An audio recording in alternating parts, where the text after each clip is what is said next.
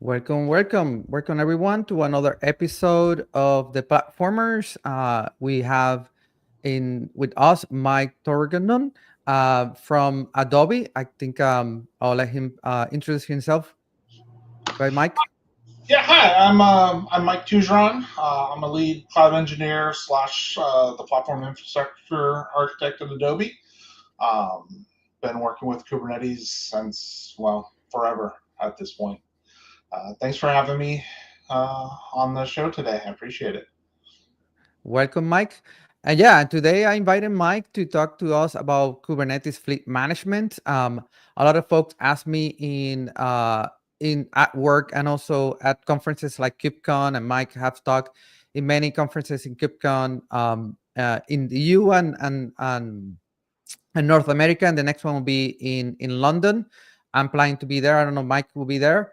Yep. Um, and the thing that we're going to discuss today is a very cool project.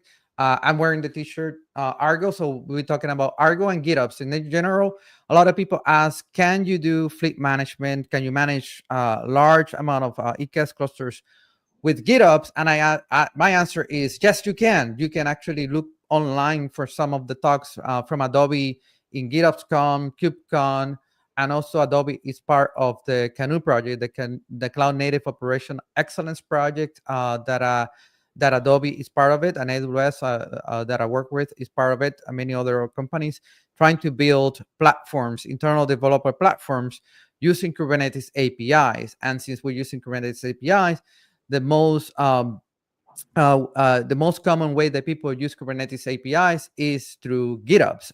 Basically, that's the source of truth. And a lot of people use it for applications, but not a lot of people know that you can actually create the Kubernetes cluster from Kubernetes cluster. That's the kind of deception, and kind of like the half joke of the Capi project, the cluster API project of like using Kubernetes to create Kubernetes, and that Kubernetes create another Kubernetes, and down it goes.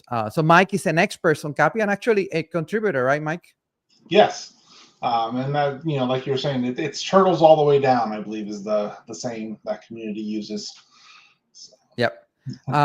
So let's move on and explain like when we say large amount of clusters, what we are talking about.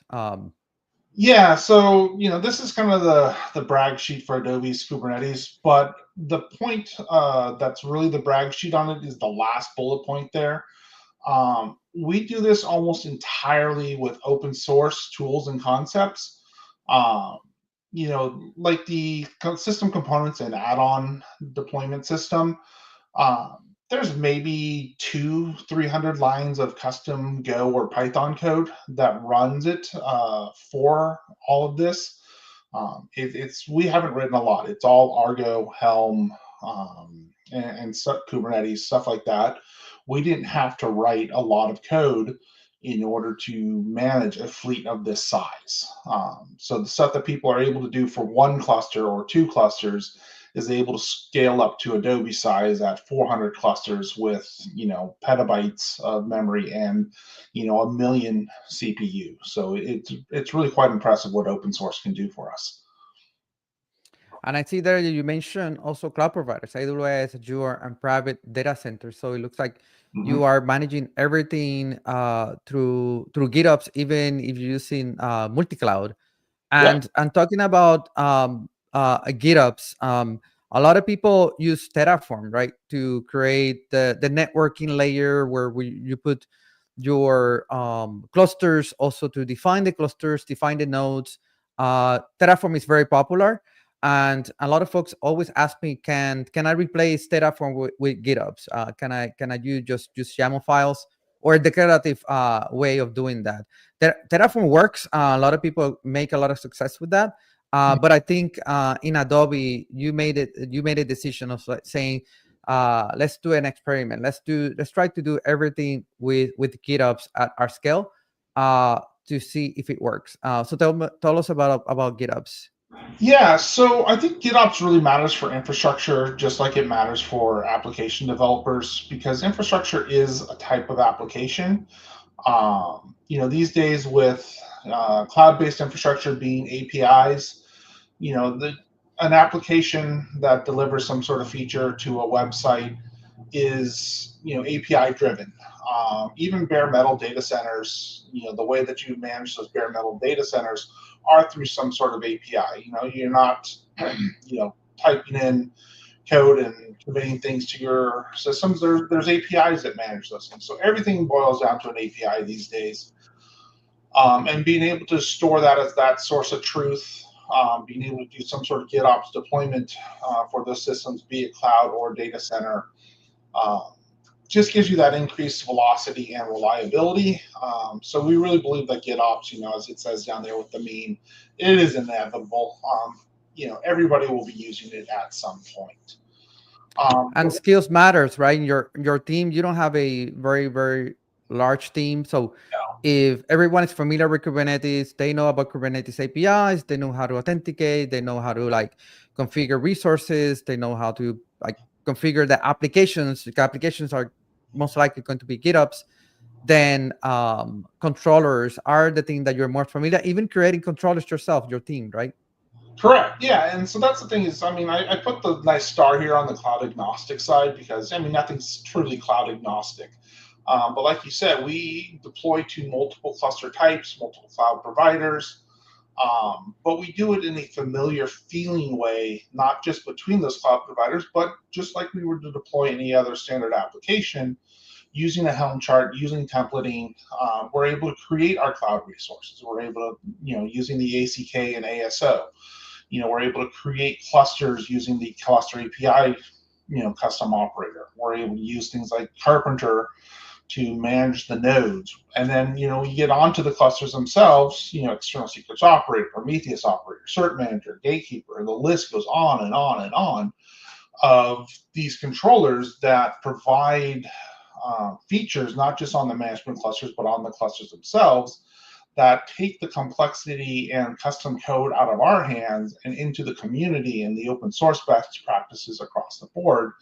And then we again use these controllers like Prow, Argo CD, Argo workflows to help manage and orchestrate these deployment practices across the board, from testing to deployment, all the way through the pipeline, to make it entirely an open source process. And I see you mentioned Carpenter is a node auto scaling. It's a way of like I guess it's maybe the next generation of a cluster auto scaler. But how was your transition from? I'm guessing that you were creating managed node groups with cluster APIs, like creating nodes with cluster API, and then now some of those clusters you start adopting them to Carpenter, and the Carpenter's now like the one like is configuring those nodes. So actually, Carpenter, we implemented Carpenter prior to implementing Cluster API. So that actually made the transition to Cluster API a lot easier. You may have noticed on one of the previous slides, we actually run a combination of Flatpak and Ubuntu for our operating system. And so what's really interesting with that is Carpenter allows us to easily run more than one operating system through those node pool definitions that Carpenter allows. Where that makes it really easy with Cluster API is that we create the Cluster API to manage the cluster in a kind of a system node pool, cluster pool using with EKS the managed node groups, or with AKS its equivalent. But then Carpenter handles the standard compute tiers depending upon the OS type. For what the people on the clusters need to use. And it's a Helm chart that deploys it. And it made the transition from more of a self-managed node pool or node group approach, and the different auto-scaling groups and stuff like that, to this GitOps controller-driven approach a lot easier to have that done in the first place. But all these components are YAML files that sit in Git. Even ACK and Azure ASO are like YAML files that then GitOps would take and apply to the, I guess you have a management or control plane cluster, like your mothership, I can say. Yes, more than one of them. Separations, concerns, stability, security, all that kind of stuff. But yes, like I said, we have very little custom code that runs this. Everything, almost everything is Helm templates. People joke with Kubernetes about, you become nothing but a YAML wrangler and do nothing but YAML code. Our team is turning into basically a team of people that write YAML and contribute to open source. And that's how we need to do business now. And the YAML is Helm templates for us, and that templating is more, configuration of how we want things to be defined, what's the state of the world as we want it, and then the contributing to open source is to either make it more scalable, more feature rich for the community, or just helping, the community in general. But there isn't something that is Adobe specific in the functionality of these systems. And talking about YAML files, let's move on the Git repositories. I'm guessing you have one monolith. You have everything in one repo that everybody fights over, like which YAML files do they change in one folder, or do you have a structure to deal with this? That would actually be, in some ways simple and complicated. But for our Kubernetes cluster management, we have over 320 different repositories. That sounds really complicated, but we use a tool called Prow that was set up from the Kubernetes upstream. It again allows us to manage our repositories back to GitOps in a declarative GitOps-driven fashion. So we have some config files that we manage in one repo. It gets applied via Helm chart once again. Prow then picks up that configuration and then manages the repos. We do have a couple of minor plugins. That's just to give it a little bit of extra flavor and fun than necessarily, core functionality. But it does everything from PR lifecycle to execution of our CI jobs and post-processing for creating container images, packaging of Helm charts, and we do some other, business metadata type stuff that is Adobe specific, but not for running our fleet, but more, the enterprise system stuff that we have to do. Prow allows us.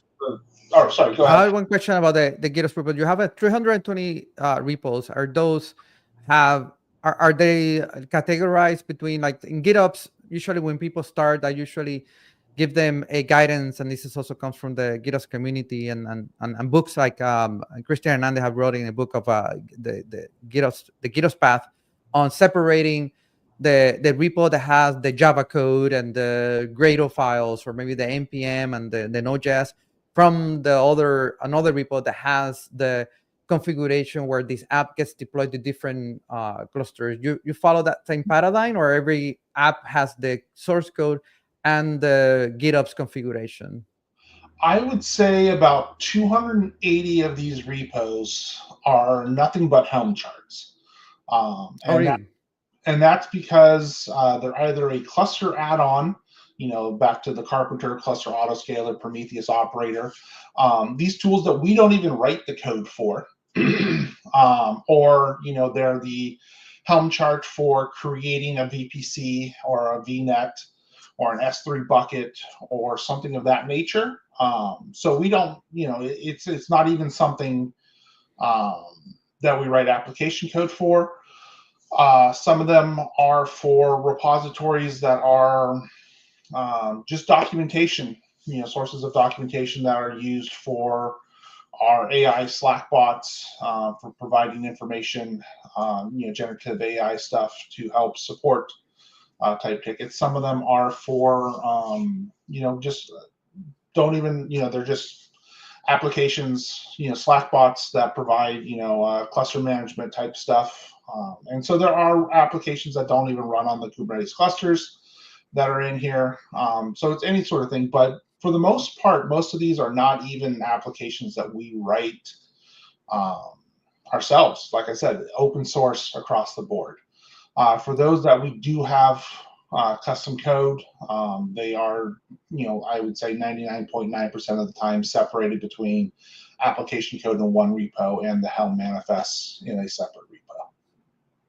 The Helm manifests the values the driving inputs, right? Live in a different repo, and the Helm source code is in this repo. So I imagine that do these 200 and something Helm charts are individual. It's like your GitOps modules, right? These are the components of your GitOps infrastructure.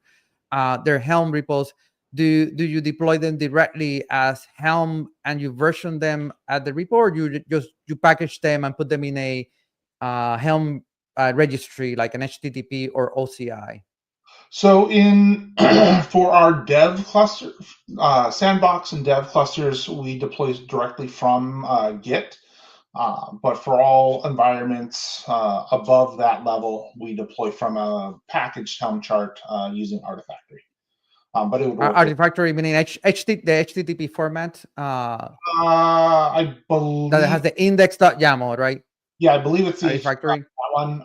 Though I can't remember for sure off the top of my head. It may be the So guy inside Artifactory or the HTTP, but yeah. are we going to see a similar demo like this, right? Like where if somebody changes something to the Helm chart, it needs to be versioned, it needs Mm-hmm. to be released, and then it needs to be rolled out across the different clusters, including starting from Sandbox Dev to the PIM version that you're using in how many, like you have hundreds of clusters, right? Right. If they make a common change on this Helm chart. So they move on to Prow, I don't know how to pronounce it, but for those that don't know, Prow is a open source utility, right? Open source project that is used in upstream Kubernetes and on some of many upstream Kubernetes projects of like managing PRs and issues with comments, right? Slash something. Can you show us a little bit of that? Yeah, so here's just a very basic example of a PR. And we'll actually, I have a demo at the end that'll show this in action. But basically, you see here's just a quick PR. I give it a kind and tell it to hold. And Prow adds a label to hold, and gives it another label of release. It gives kind of the holy wall of text. Does a bunch of things. People can give it an LGTM. They can approve it, and then Prow will merge it once it has the LGTMs and approvals. So it manages the GitOps lifecycle. It can trigger tests and a bunch of assigning to people for reviews and a bunch of things like that. So it is very powerful. Think of it like a chat bot but for Git. You can assign different rules, labels, and a whole bunch of different stuff that you can do with it. It has Yeah, a I take lot. into account.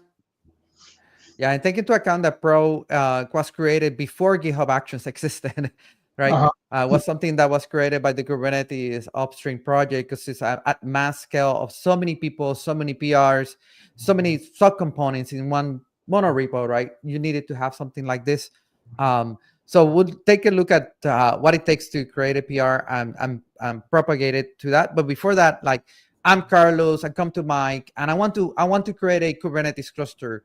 How difficult it's for me to create a cluster with your system, like starting from like I want a Kubernetes that is 1.30 and it has certain characteristics and I need certain add-ons.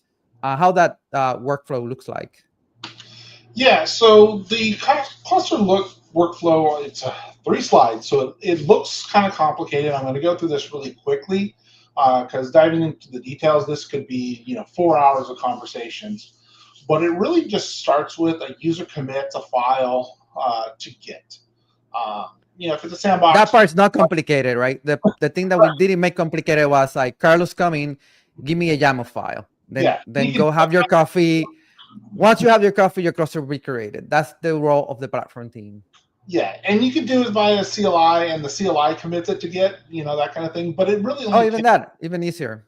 Yeah, you can do it with it's the minimum I believe is like 3 or 4 params. And I mean, granted, that's not going to be a productionized cluster because production you always need more customs and tweaks and stuff like that. But it really starts that basic. Argo CD picks it up with a Git generator. It then launches things into the cloud, ACK controllers in the AWS situation, creates the resources that a cluster gets launched into. There is a post-sync hook that triggers commits back into Git with the IDs from this. That triggers the cluster API build because the application set get generator detects new values that then launches your cluster API. That launches those things and then kicks into Carpenter and things like that.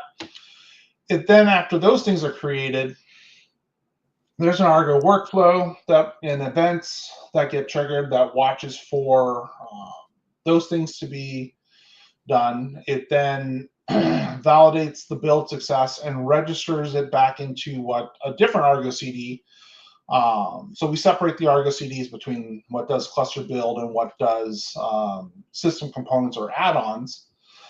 That then... So you have Argo apps for different components. So you have an Argo app. In the previous slide, you have an application set that creates Argo apps to create your base infrastructure, your subnets, your VPC, everything from the cloud provider. It could be Azure, it could be AWS, right? But it's just Argo apps that deploy Helm charts. Those Helm charts have the YAML files for ACK or ASO you mentioned, right? And then you're also leveraging Argo CD post hooks to say this stuff is done, move to the next stage in Argo to deploy the cluster. Correct. So this is all a Helm chart here. All these things are Helm charts, separate Helm charts to a great extent. Little bit of custom code here to extract the results, the IDs. To extract the results, push it back to Git, and then back into Helm charts again to do the rest of this. Now this will go away sometime next year. We're waiting for some really cool tools coming out, like the Crow project, KRO, that was just released and announced by AWS. We have some really high hopes for that project that will help with some of this, but that's still in its stage. That's my team working on that, and this is actually working with Adobe is one of the customers that we came up with these requirements of, like, you need a dynamic way to compose kind of like the outputs of certain other resources to make to pass them to the next resource, right? And then do not create the next resource until you have the status of the previous one. So you can check it online, scroll.run, using CEL, Common Expression Language, like very simple schema of, like, I need the VPC ID and I need the subnet ID and I need these little small strings or arrays passed to Capi, right? For Capi to do its work. So right now you're doing it with custom code that is technical depth that can go away and be done by a controller. Yeah. So the next stage was Argo workflows comes into the picture. So Argo, you deploy the previous one. So you deploy the Argo, the cluster, and these clusters get registered in your main system, right? They need to be observed. You need to check for cloud resources. So you create a cluster, but it needs to be part of the fleet. You can say, like, it's not a managed cluster. It becomes a member of the fleet. That is enough add-ons to make it that it works, right? That it minimum MVP, and then make it part of the fleet, but it's not. You don't know the rest of the add-ons that are deployed next, right? Right. Yeah. I mean, launching a Kubernetes cluster is great, but as most of you probably know, having Kubernetes as a bare bones Kubernetes, you can't do a lot with it. You don't really have ingress. You don't have auto scaling. You don't have, a network layer. You don't have a lot of stuff. And so that's what this next stage does. It looks to the definition that was created with Cluster API to get the different cluster attributes, to use that to register it into Argo CD with the appropriate labels and annotations when it registers it into these add-ons, Argo CDs. Once that's done, there's a whole bunch of syncs that get done. The kind of the more critical charts get synced, your CNIs, your DNS, your autoscaler, cert manager. I want to say maybe a dozen critical charts get synced first. And then when those are synced, essentially the rest of the world gets synced. This slide's a little out. I have a question. You mentioned something about putting metadata and labels in the somewhere, are you using application set? Are you using a cluster generator with that information Yes. in Argo CD? Well, I'll get into that in a couple slides, but yes, we use app sets or application sets everywhere. We do everything as attribute-driven selectors. It's at our size. There's just basically no other way of doing it. Because I see Server Manager needs some metadata and Carpenter needs some metadata. So that metadata needs to come from somewhere. People put it in Git and some people put it in a cluster seeker. So both are application sets driven, right? So we do both actually. We have some, some of the values definitely come from Git, but we found that the vast majority of the values are calculatable, as in they're a combination of values. So it's a matter of, okay, it's the cluster name plus, an AWS region Region. Yeah. something. I guess And I'm so guessing. really we found it all really boils down to about 4 to 7 attributes of a Unique. cluster that really define almost every value of a Helm chart. That's not just a same value for all 400 clusters. I mean, well, cloud I see. provider variations, of course. And so, we do set those sort of things and pass them into the Helm charts from the application set. Um, but for the vast majority of stuff, just using the default values for the Helm chart that we've defined for Adobe's values, or a cloud provider specific override. So Azure sets this and AWS sets this. Um, we don't have to set a lot of overrides on a per cluster basis. Uh, so we've actually found that to be a lot simpler than we had originally expected when we went into this project quite a while back. I see. And Argo workflow is the end watcher of like, I'm not going to continue or go to the next stage until everything's ready. So this is actually slightly out of date. So we're actually playing around more now with post-sync flows. On this, I didn't have time to recreate our entire flow diagrams, but we're looking more into the post-sync hooks because those are a little more reliable on when they get triggered and get re-triggered. Argo events, we were having some trouble getting them to trigger exactly when we wanted them triggered at the end of the sync versus potentially getting triggered a little bit before the end of the sync. So we had to fiddle with that a little bit, and we're finding that the post syncs are happening a little bit more reliably for what we needed. It's not that the Argo events and Argo workflow triggering isn't reliable, it's just that it wasn't happening at the exact moment we wanted them to happen. So So now you have a more distributed model. You have a more distributed model that every Argo app has a little snippet of a post sync to do its work at that stage. Yeah, we'll talk about that a little bit too in about 3 or 4 slides. So okay. But yeah, basically all that goes through, and then things basically become ready for usage. And there's a final step that registers it into. We have an entirely separate system that our tenants that run on these clusters use to register those tenant applications, the ones that serve for Adobe's clients. That are different from what manage the clusters themselves, and that's done for a lot of different reasons. That I believe you had Vikram on a session a couple of Yeah, months we have back. Vikram and Pedri here talking about Flex, and they mentioned your team, and that's why we wanted to have you here Yeah, on like what's the team that creates these clusters for them to take it to the next stage, right? To provide the UI and the backstage that people can developers, thousands of developers can use to deploy to this cluster. So your team is the beginning of that cluster creation. yep. So just we're not planning on going through this, but I just basically wanted to show that creating a cluster with Cluster API is just basically YAML and a Helm chart. the node pools with cluster API on the left and Carpenter on the right. Again, it's just a YAML template coming from Helm, passing those things through. So it is all attribute driven.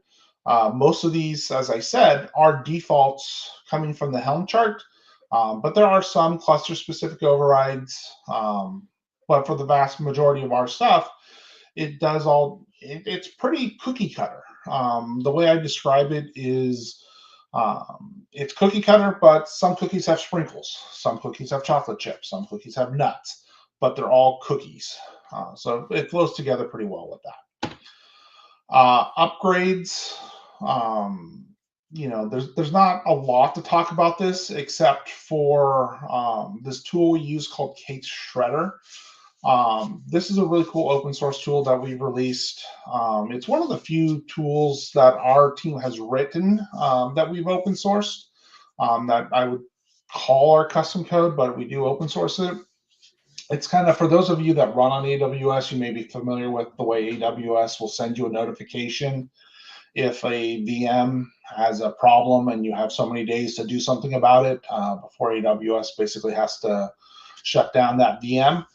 We do the same sort of concept with our nodes, that if for some reason a PDB doesn't allow us to evict all the pods on the node, we do what we call parking of the node. We label all the pods and provide notifications via metrics and those labels to the different people running on that particular node, that they have any number of days, or more specifically timestamp based, of when we will force delete that node, and they can self-evict, self-move around their workloads, so that we do that. So eventually, all the old nodes will be replaced because Case Shredder will forcefully evict those after that period of time. But that's kind of our way of getting around the non-evictable PDBs and stuff like that. We basically say, hey, you got 7 days, 14 days to do something about this because we have to replace this node due to a CVE or due to a Kubernetes version upgrade that we have to do at this point due to compliance or what have you. It's a really nice pattern that I find very useful, and I from what I've been seeing, cloud providers are going to be starting to adopt this same sort of pattern in the coming year or so. Grace period, and then but we have to rotate that node because there might be a CVE patch, right, that we need to patch Exactly. on these nodes, and it's a grace period that you're given a chance. That's great. Yeah. So let's move to the Argo CD system on how you're breaking this. I'm guessing one Argo CD cannot manage that many applications and clusters, right? No, so we actually have several dozen Argo CD instances that manage all of these clusters. This is just an example of the screenshot is of one of the Argo CDs for our stage environments. The key thing here, and I mentioned this, is everything is attribute driven. We never target a specific cluster. We always target an attribute of a cluster. So even if we're only targeting to a single cluster or two clusters, we still define that as an attribute, and we target that. It makes it a lot easier if attributes ever change or a new thing comes into it. We don't have to go back and say, oh, we need to say in this, and now this. We just add that label to the cluster, and the cluster selectors take care of it. And the reason for that is, again, back to the size. The cookie cutter thing only goes so far, but when you start looking into all the different variations of things that are into there, there are just hundreds of thousands of potential combinations of what goes into there. 400 clusters, 240 add-ons, cluster types, business units that have different qualifications, significant attributes, not just the minor attributes, different Kubernetes versions, all that kind of stuff. We have running right now about 55,000 different Argo CD applications after all these combinations are said and done. And so testing and validation has to be automated. There's just no way a human could test and validate it all themselves. It's just impossible. And the different types you mentioned is for people that are getting started in Argo CD and multi-cluster, is that you label the cluster, right? And based on the label, using application sets of saying, well, this Argo CD app needs to be get deployed to this cluster because it has this label, right? Correct. Yeah. So when it comes to like a CI type environment, we label things with an app, with the app name as part of the PR generation. And we do a testing of that. And then we set the revision of the chart that's being deployed. But what's interesting is we do the same thing for production and stage. It's all part of the same app set. And so what you can see here is in the environment prod using that label selector, and the maintenance group is a canary prod group. It's defined to version 0.3.8, and the prod maintenance group A is 0.3.5. That basically means that this application has not been promoted to this version in maintenance group A yet.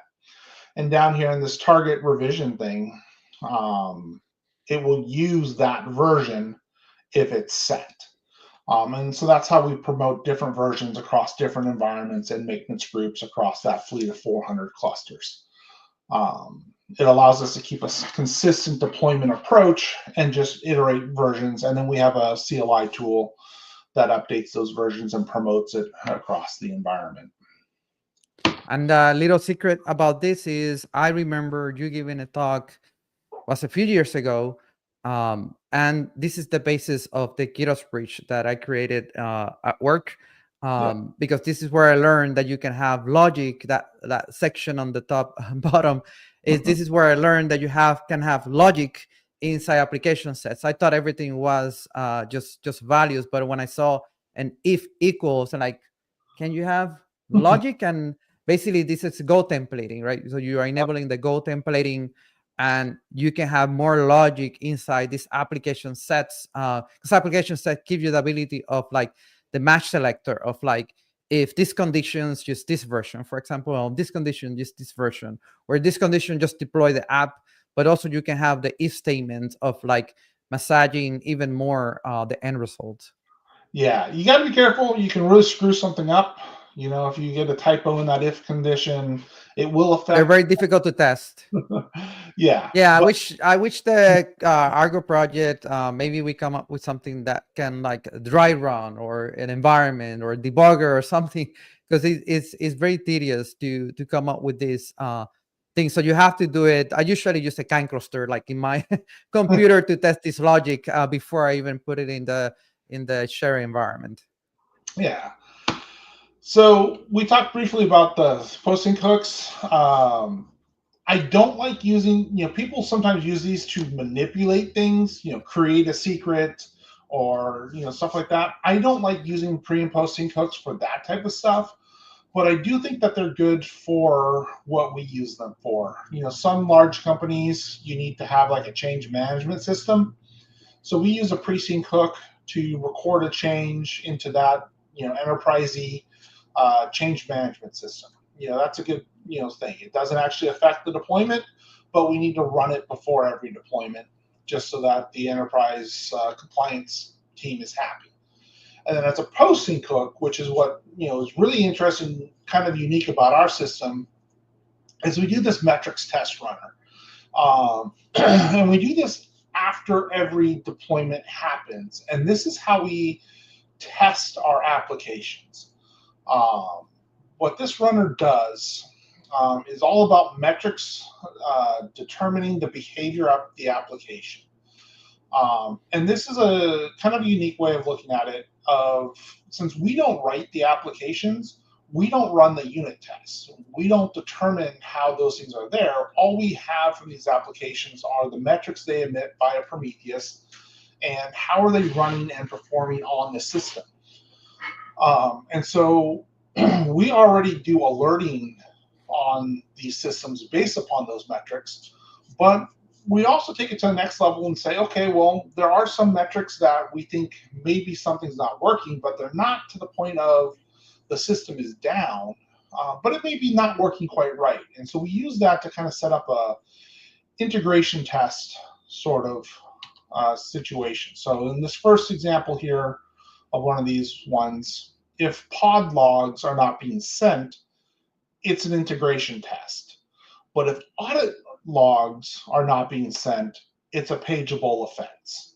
And so what this pod logs could be is like, oh, if the cluster autoscaler logs aren't being sent, okay, yeah, you know what? I'm not going to wake somebody up in the middle of the night for that. But if the audit logs aren't being sent, well, that could be a potential security problem, a compliance problem. So that is a more severe. But what will happen is this post sync hook will fail if either of these two metrics are being evaluated to true. And so what will happen is the Argo CD job will fail, the sync job, which will then trigger an Argo CD notification to Slack or to a webhook or to wherever you want it to go to say this sync job failed, the deployment failed, and therefore some action should be taken based upon that. That can go to a person or some sort of automated process or roll it back or whatever you feel is best there. But it's a way of integrating some post-deployment checks into the system, into your GitOps workflows. Yeah, this was a good insight that I got. I'll post a link here in the comments. That I wrote a blog post around pre-sync and post-sync after I had the discussion that you show me this on that the application can be like a pod could be running, right? It could be healthy, but it's how functional it is with the ecosystem that it needs to attach to in terms of the fleet. So at scale, you cannot have individual checks, right? You have to every component needs to emit its metrics to Prometheus, for example, using Prometheus, and then using the post-sync hook or part of the post-sync hook as integration test individually, or for every Argo CD app individually, checking is this app actually healthy, right? Completely healthy, or there's something wrong with it. And then also in the pre-check, it's like, should I continue to deploy this thing if there's an event or SAP1 or something happening, or maybe a bake is not done yet, or the soak time is not done yet. And so I took those insights that we gave in our presentation, and I wrote that blog post, because not a lot of people are aware of post sync and pre-sync hooks in Argo CD, and that's a way of distributing, right? Individually distributing, that you were saying, not relying on a central thing watching over like 50,000 55,000 Argo CD apps, but every individually having a small test for its components.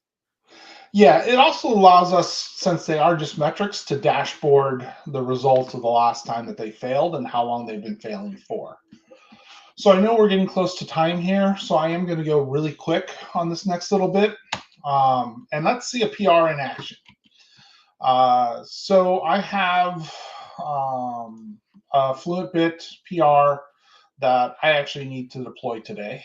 So this is actually a real PR that needs to be done. So if we, real quick Can here. you show the file change? Yeah, so right now, this daemon set on this particular cluster is running this version of the image, FluentBit 2.0.11. All right, so I want to merge this PR. As you can see, it's got the LGTMs from a couple people. So I'm going to go ahead and say approve. And that's triggering Prow, right? Prow. Prow. So in a moment here, Prow's going to say, it's going to give its thing.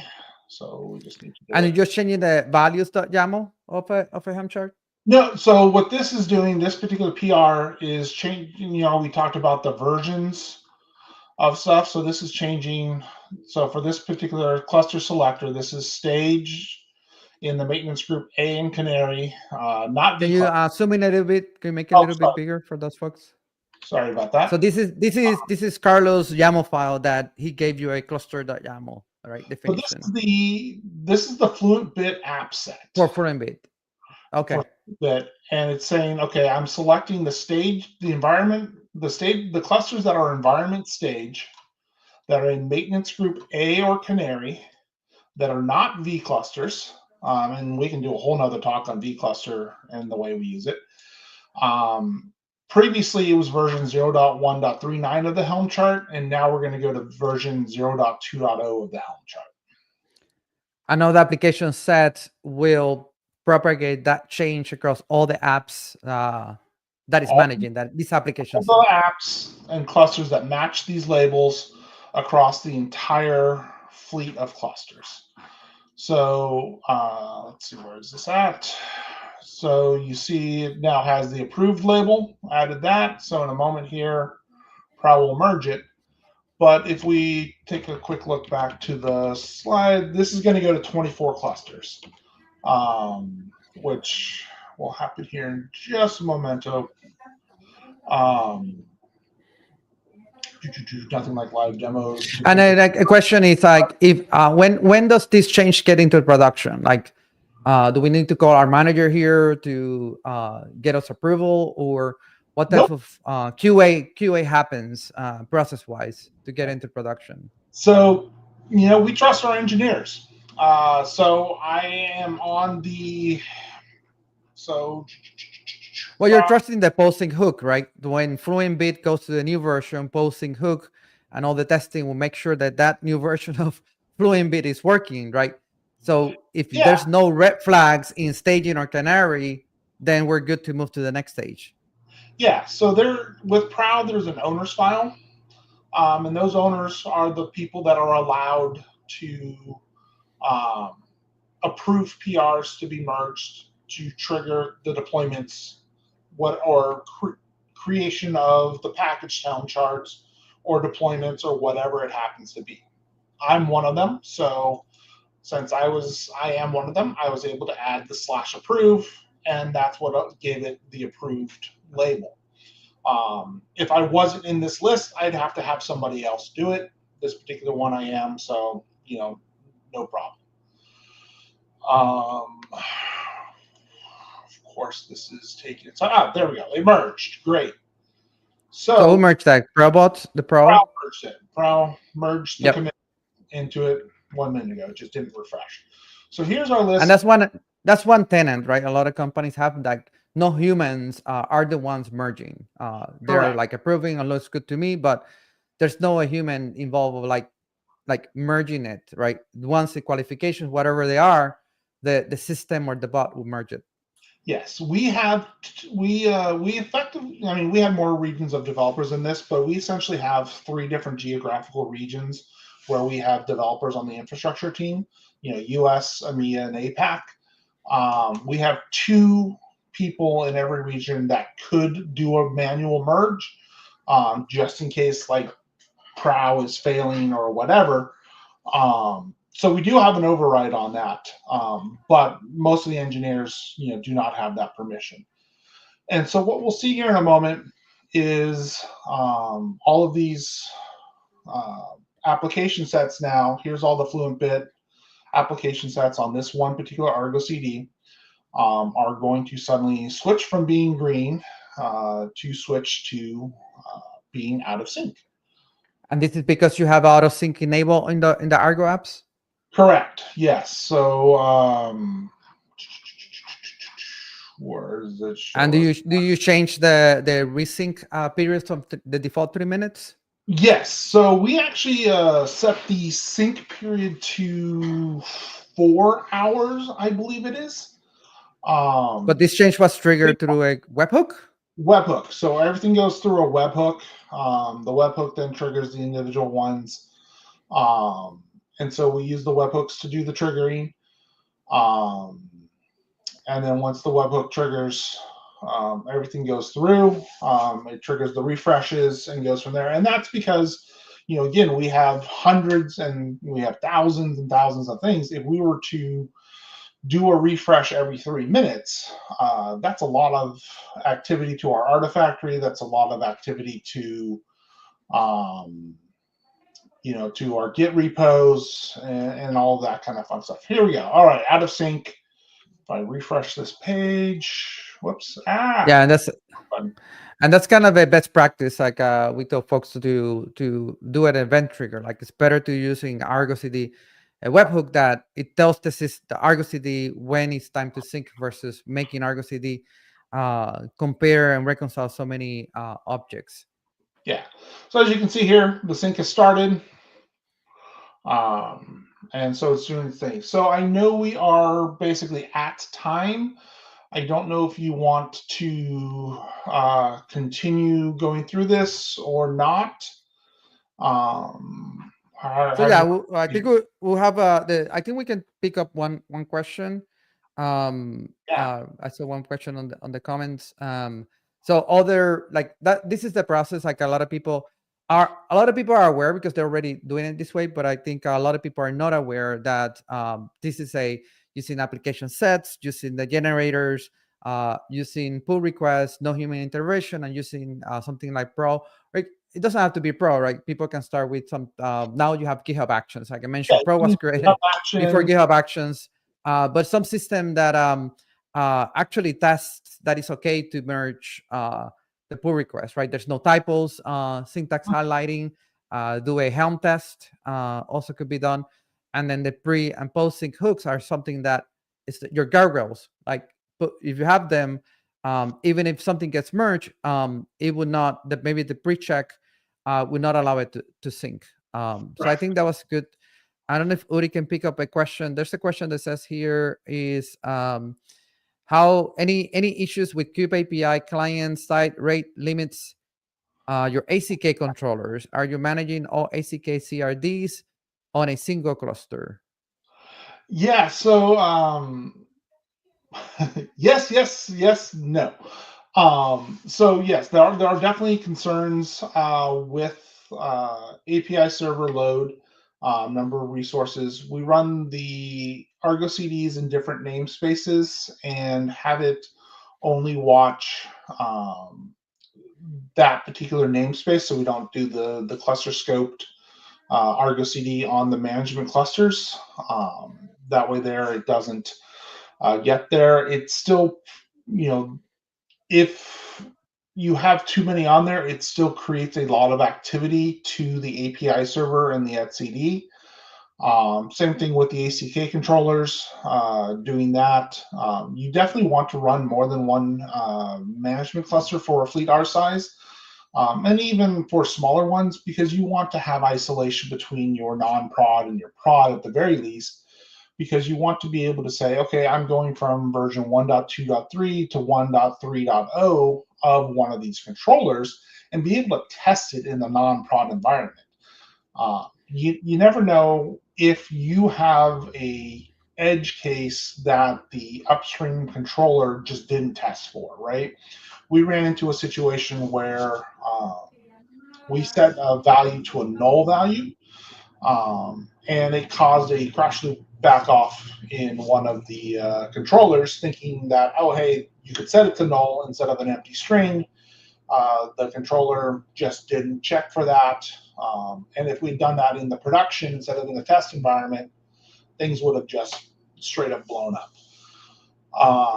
Yeah, So that's what I've seen. Like sharding strategy, right? Like you don't sandbox, dev, stage, and even different prod management controllers, right? yeah, Where you have like, but because this is a push model, I think there's referring to you have an ACK controller like in one place and creating VPCs everywhere. So regional prod and canaries, and also you can always not always like you always have to measure and adjust, right? All these controllers have tuning. Actually, Adobe gave a great presentation in the last GitOps Con in Vancouver, I think it was. No, in Seattle. Um, that it gave all the tuning that they do to Argo CD from like compression of Redis. How long do they do the resync? How many processors, the charting. So the same thing happens on ACK. You can adjust how often do you go back and reconcile, which not that be that often, right? That you change subnets or change that information, but one controller is pushing those changes when you deploy new clusters. Yep. So that's a good question. And there's many talks around there, but yeah, always go and read the documentation, and there's always going to be parameters to adjust this Kubernetes controllers APIs. It doesn't matter if it's ICK or CAPI or Argo CD. At the end of the day, all of them are reconcilers hitting the Kube API server and getting that information from SCD. So that's the recommendation at scale. And like Mike said, they don't have like one huge mothership that they have all eggs in one basket, right? They have to shard it in a way to be able to scale and also limit the blast radius. Yeah. And just so you know, here's an example of those the metric checks coming through. You can see that, one I don't know if particular. Uri can put the mic screen up. Oh, you don't have to. I just was showing the query. It's in the screenshot of the thing. I was just showing it live, so no worries. Yeah. So this is this is like the post sync. This is the post sync hook. Just one of the, one pod here is having problems from Fluent Bit, and so it's right now the job has not successfully deployed yet on this particular one, and so it's going through retries. It's going to retry again here in 64 seconds to see if it did end up recovering before it decides that it's going to fail or pass. So, And this will run every time you sync, even if you do a Argo CD sync, this post sync will run again. Mm-hmm. So you can have the sync happening periodically and running again and check. So this is like live testing, I guess. You're always testing that the systems are healthy.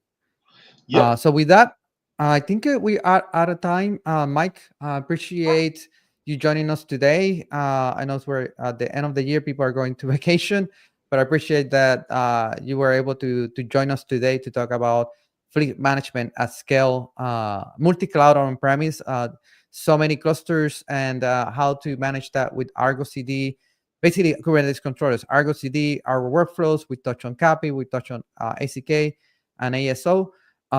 If you want to learn more, follow Mike on LinkedIn.